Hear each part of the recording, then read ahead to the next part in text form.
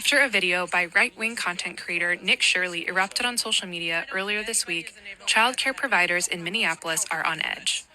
One care center says it was vandalized on Monday night.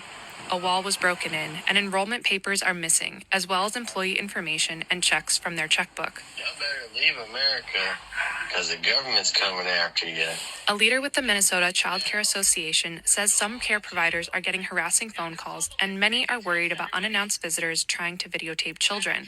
The day after Christmas, Nick Shirley posted his video where he meets with a man who believes there are fraudulent child care centers in Minneapolis. The two of them go to several child care centers run by Somali Minnesotans in an effort to prove this, knocking on doors, and Shirley asked if he can enroll his child. I would like to check a child in the daycare. In the video, he claims that child care centers have committed over $100 million in fraud.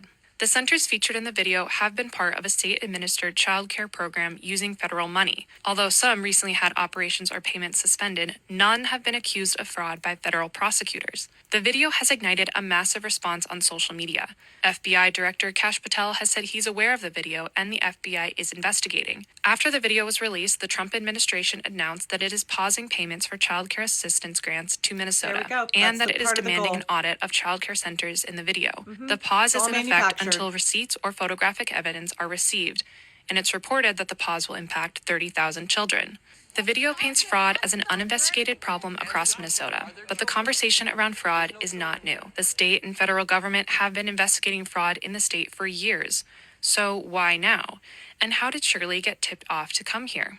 Republican House Speaker Lisa Dameth said her caucus steered the content creator to childcare sites in Minnesota. State Rep. Niska clarified that staffers in the caucus provided information to the man identified in Shirley's video as David. Dameth is a Republican candidate for governor, and this is an election year. She is running against Minnesota Governor Tim Walz, who has repeatedly faced criticism from President Donald Trump and other Republicans about fraud. And fraud has been a big issue for Walz.